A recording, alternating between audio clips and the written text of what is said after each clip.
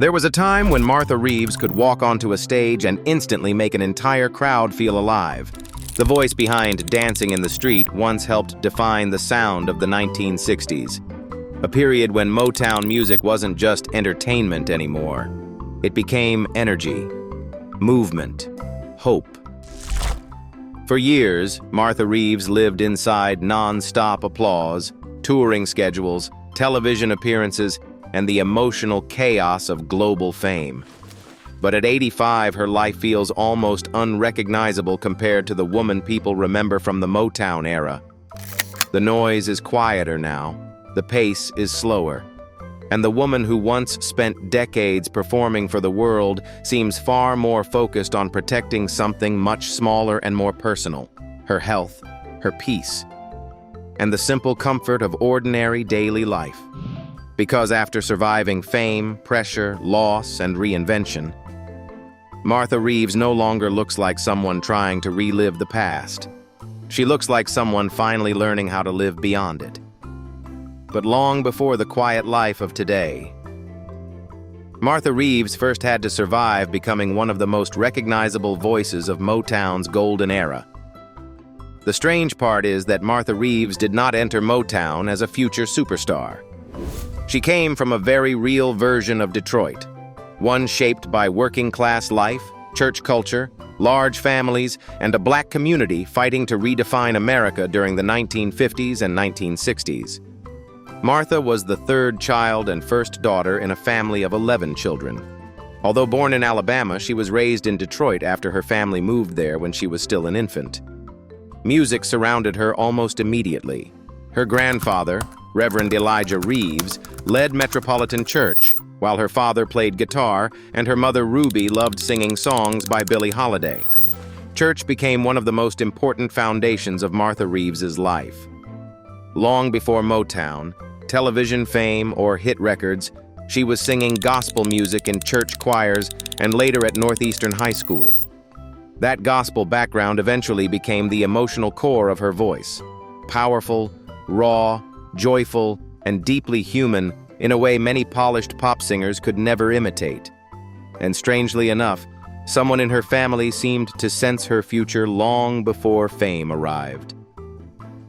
In an interview with Our Detroit, Reeves recalled her Aunt Bernice telling her at age 11, "You're going to be famous one day. You need to call yourself Martha Lavelle." But Motown did not initially discover Martha Reeves as a future superstar.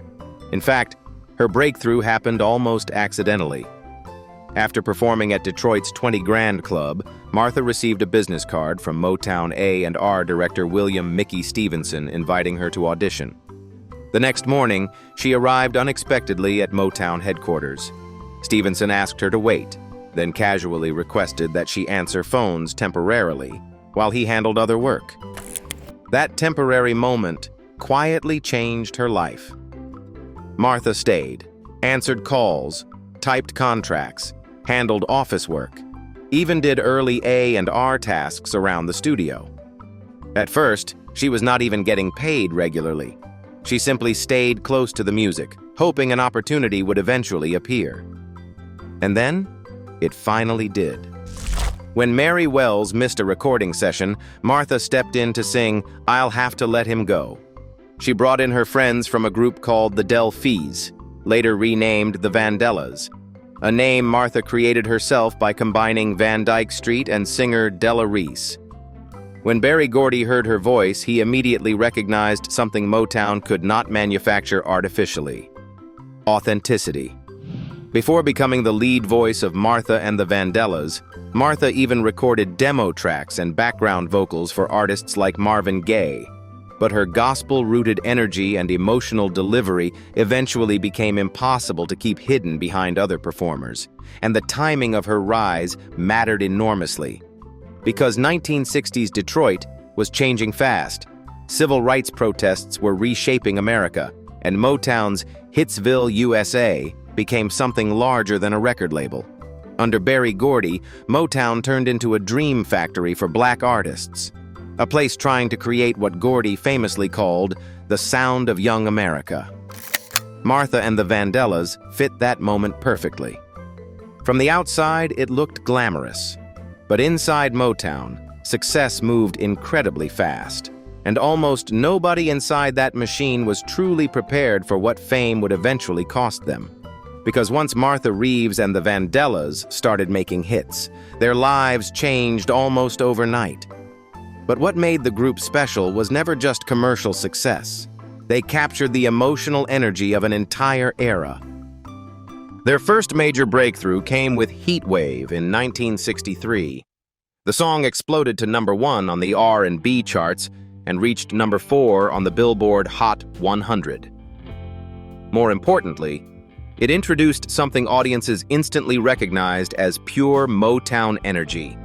Explosive rhythm, gospel-rooted vocals, and a kind of emotional urgency that felt impossible to sit still to. Martha's voice sounded different from many polished pop singers of the time. It sounded alive. Then came Nowhere to Run in 1965, a record that felt tougher, more grounded, and deeply connected to working-class Detroit itself. The famous video filmed inside the Ford River Rouge industrial complex linked Motown glamour directly to the labor culture surrounding the city. On the surface, the song was about love with no escape. But emotionally, it also reflected something larger: pressure, exhaustion, and the feeling of being trapped inside forces bigger than yourself.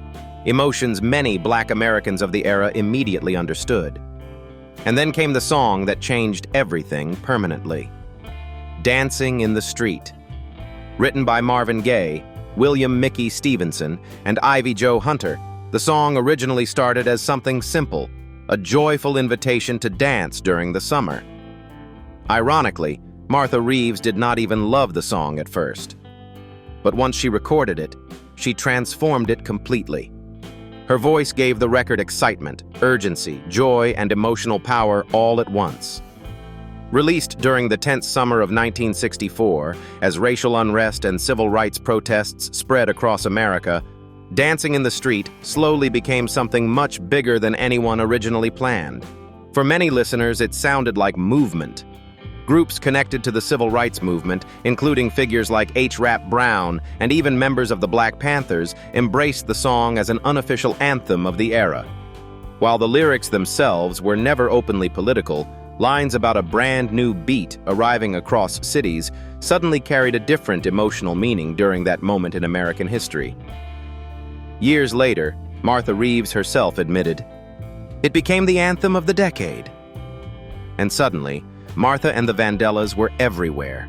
Millions of records sold, television appearances across America and Europe, major performances on shows like The Ed Sullivan Show, American Bandstand, Shindig, and Britain's Ready, Steady, Go. By the mid-1960s, the group had become one of Motown's biggest acts, competing directly with the Supremes during the label's golden years. But behind the glamorous image, life inside the Motown touring system was exhausting. Motown even trained its artists through Maxine Powell's famous finishing school, teaching performers how to speak, dress, move, and avoid conflict while touring hostile environments during the civil rights era. Audiences saw glamour, joy, perfect smiles, high-energy performances. What they rarely saw was exhaustion. Because Martha Reeves was expected to sound energetic, confident, elegant, and emotionally alive every single night, no matter how tired she actually felt behind the scenes. And eventually, that pressure began following Martha Reeves far beyond the stage itself. Because what happened after the height of Motown was much harder than many people realized. By the early 1970s, the music industry was changing rapidly.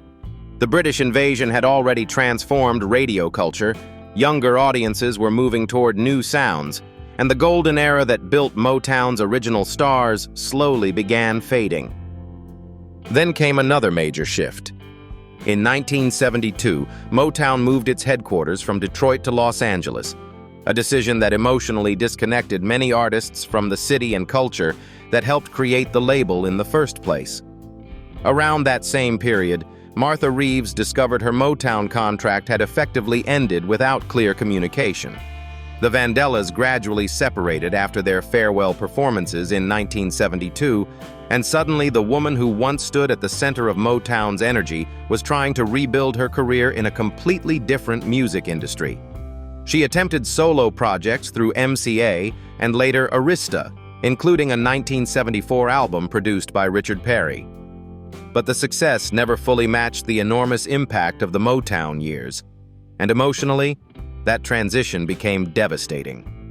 That kind of disappearance can feel brutal for performers whose identities were built around applause. Financial struggles eventually followed as well. In 1989, Martha Reeves and the Vandellas filed a lawsuit against Motown over unpaid royalties dating back to 1972. The case ended with a settlement in 1991, though the financial details were never publicly revealed. Berry Gordy later apologized. But by then, the reality of life after fame had already become very different from the glamorous image people still associated with Motown legends. At certain points, Martha performed on package tours alongside other veteran Motown artists simply to maintain financial stability. In 2005, she even ran for Detroit City Council, partly because she needed more stability in her life outside entertainment. More recently, in 2023, her team publicly helped raise money connected to receiving her Hollywood Walk of Fame star, a reminder that even iconic artists sometimes struggle financially in ways audiences never expect. At the same time, the emotional and psychological struggles became even more serious. During the 1970s, Martha Reeves battled depression, addiction, and severe mental health challenges. According to her own public interviews and autobiography, her addiction problems began after a Los Angeles dentist introduced her to cocaine, eventually leading to dependence involving prescription medication and LSD as well. Things became so severe that she later described suffering a nervous breakdown around age 40 and being hospitalized in a psychiatric facility, at one point restrained in a straitjacket. One of the most emotional moments in her story came when her father visited her in New York and saw bottles of medication covering the windowsill beside her bed. According to Reeves, seeing him cry forced her to recognize how serious her situation had become. She later spoke openly about attempting suicide before experiencing a major turning point in 1977 after becoming born again through Reverend E.V. Hill in Los Angeles. Eventually, she returned to Detroit to help care for her parents and slowly rebuild her life. What makes Martha Reeves's story especially powerful is that she never completely hid these struggles from the public. Years later, she continued discussing those experiences publicly. In a 2021 interview with The Guardian, Reeves reflected bluntly, "Fame should come with a warning."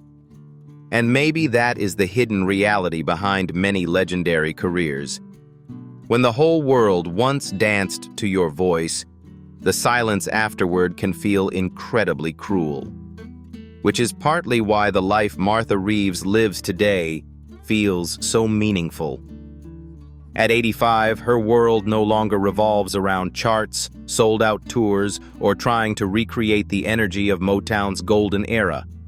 Instead, her life appears centered around something much quieter now: stability, health, community, and peace in the city she still considers home.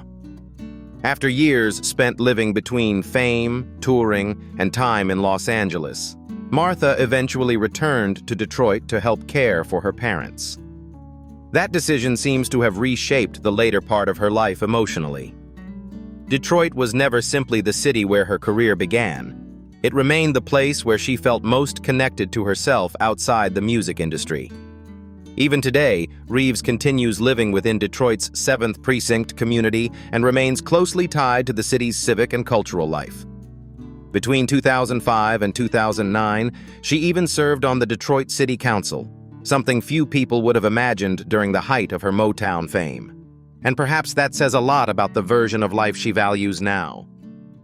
She still stays connected to music, but in a much more selective and personal way through occasional performances, interviews, and projects that genuinely matter to her.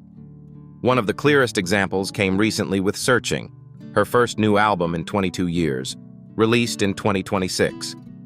The project blended Detroit and New Orleans influences while allowing Reeves to continue creating music well into her 80s alongside respected jazz musicians. And emotionally, the album seemed deeply personal to her. In an interview discussing the project, Reeves said, "I know I've worked hard. I think I deserve this album that's coming out." That quote feels important because it no longer sounds like someone chasing fame. It sounds like someone finally creating from peace instead of pressure. Health has also become a major priority in this stage of her life. In 2024, she appeared radiant during her Hollywood Walk of Fame ceremony, wearing a pearl and gold dress with a striking hat, telling the crowd, "I'm just here by the grace of God." That moment carried emotional weight because Martha Reeves once openly admitted she never expected to live beyond 35. Now, in her mid-80s, she seems genuinely grateful simply to still be here. She also remains involved with Detroit community life. In 2025, the Detroit Board of Police Commissioners honored Reeves with a resolution recognizing her unwavering community spirit. And somehow, that quieter kind of recognition feels very different from the screaming crowds of the Motown years. And maybe that is what makes Martha Reeves's life today feel unexpectedly beautiful, because it no longer feels driven by performance. So what do you think about? After spending decades giving energy to the world, do legendary performers eventually begin searching for something quieter for themselves?